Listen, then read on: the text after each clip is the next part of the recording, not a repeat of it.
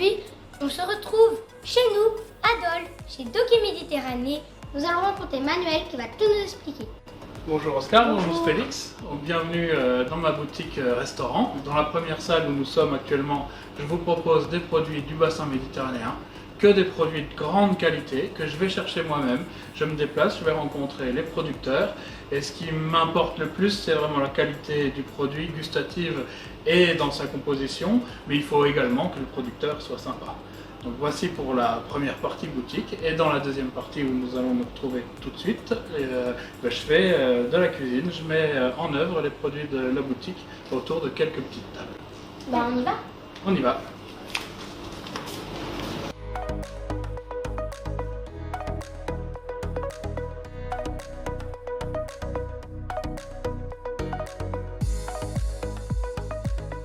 Alors voici, on se retrouve dans ma cuisine. Vous voyez, elle est toute petite parce qu'elle est faite que pour moi, je suis seul à travailler. Bon, aujourd'hui on va se débrouiller et puis vous êtes un peu moins gros que moi, alors on devrait pouvoir se croiser. Du coup, qu'est-ce qu'on va cuisiner dans cette cuisine qui mélange le franc-comtois avec l'Italie? Le franc-comtois avec l'Italie. Et bien alors moi j'ai décidé de faire des recettes italiennes avec des produits franc-comtois.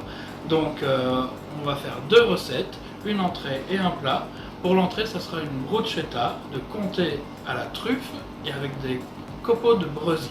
Et le plat, une ballottine de volaille farcie à la saucisse de morteau, accompagnée d'un risotto de fregola sarda. Le fregola sarda, c'est des toutes petites pâtes en forme de perles un petit peu, qui sont toastées et qui viennent de Sardaigne.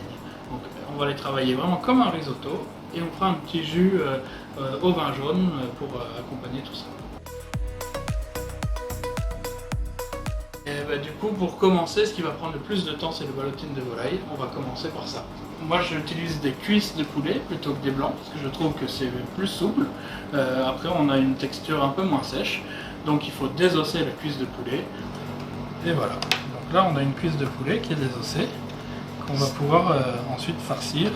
Donc moi, j'ai un principe de cuisine qui est assez simple. J'aime bien quand le goût du produit est respecté. J'aime pas trop venir rajouter des tas de choses dedans. La saucisse de morteau, ça doit avoir le goût de la saucisse de morteau. Donc, dans ma farce, il n'y a que deux ingrédients. Le premier, c'est de la saucisse de morteau. Et le deuxième, c'est un petit peu de comté quand même, qui va fondre pendant la cuisson, qui va se mêler. Et le comté marche très bien avec la saucisse de morteau.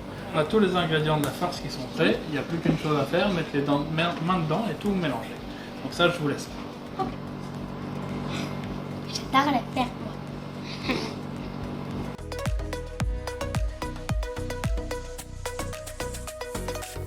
Pour ça, on a la cuisse désossée qui est posée côté peau sur la planche découpée.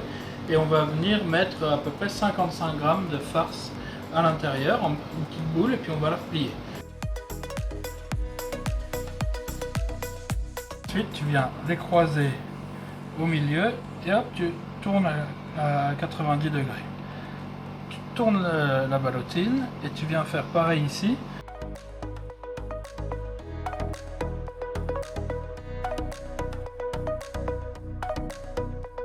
Donc pour le risotto de fregola sarda, il faut des fregola sarda, il nous faut également des échalotes ciselées qui sont ici et de l'ail haché. Il nous faut un petit peu de vin blanc et puis un bouillon de volaille. On va mettre à rissoler les échalotes. Une fois qu'elles ont légèrement sué, on rajoute les fregola sarda. L'ail dans un troisième temps, puis on déglace au vin blanc, on mouille au bouillon de volaille et on cuit 15 minutes.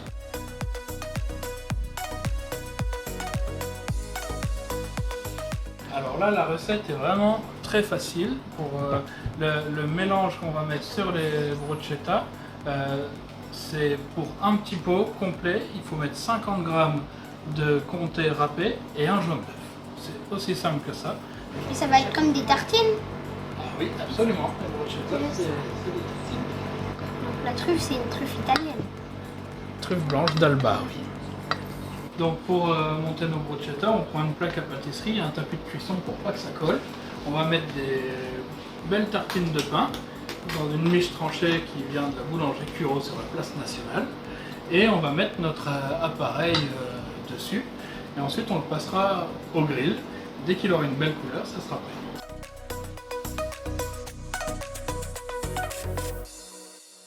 Pour vérifier si C'est un c'est poulet cuit, décomposé. on va venir enfoncer une lame de couteau au milieu, On laisse 4 secondes. quelques instants, puis on pose sur la lèvre. Là c'est chaud, donc c'est que c'est cuit.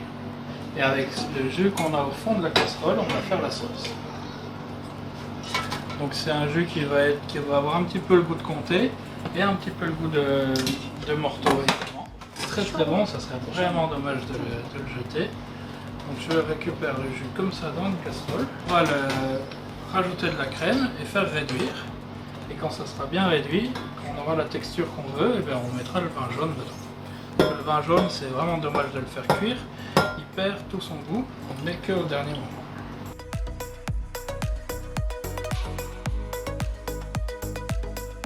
C'est pas mal. Ça pétille encore. Ça pétille à fond là. Là, on voit bien que ça a coloré, c'est joli, ça donne envie. Et bien là, c'est prêt. Donc là, pendant le service, et d'autant plus quand une cuisine est ouverte, et ben on dresse avec les pinces une tartine et la déposer sur l'assiette. Il me manque plus que quelques petits cocos de Brésil. Donc pour ça, une sauce du Brésil, qui est une charcuterie du Haut-Doubs. Et là, c'est une charcuterie de bœuf. Hop. C'est ça un peu Et voilà. sa cuisine. Donc là, on a C'est l'assiette cuisiné terminée. comme elle est belle, hein. C'est comme ça que je la sers aux clients. J'ai vraiment réussi l'association Bourgogne-Franche-Comté et Italie. Je suis vraiment fan de cette recette. En plus, papa, il adore la truffe. Donc, on va lui faire cette petite recette. En tout cas, j'ai hâte de voir le plat parce que ça, c'est vraiment très bon.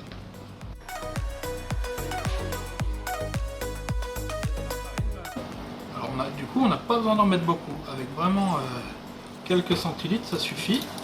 Et ça sent. Hop. Ça va sentir tout de suite. Alors on laisse un petit peu quand même pour que l'alcool s'évapore. Donc on met une belle louche hop, comme ça. Très beau. À ce moment-là, je viens mettre la sauce maintenant et pas par-dessus pour qu'on ait vraiment la ballotine qui soit jolie, qu'elle ne soit pas noyée sur la sauce. Alors là, moi la ballotine, je vais la couper en 4. Oh là là, l'intérieur est trop beau. Comme ça, on voit la saucisse de morteau. Voilà.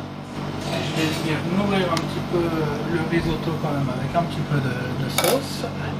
Voilà, et là, on a l'assiette qui est terminée. Ça s'accorde très bien avec la sauce. Franchement,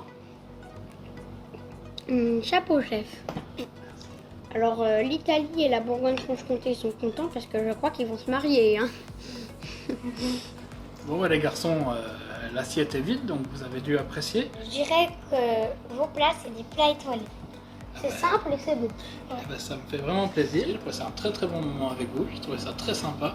Et de voir des jeunes comme vous s'intéresser aux bonnes choses et sortir un petit peu des cochonneries qu'on nous sert un petit peu partout, c'est vraiment rassurant. Ça donne espoir et on se dit que rien n'est perdu. Merci à vous. C'était Oscar et Félix, jumeaux, crème de Christophe, et Manuel, le chef de Toc et Méditerranée. Salut à tous. Merci Manuel. Merci Manuel.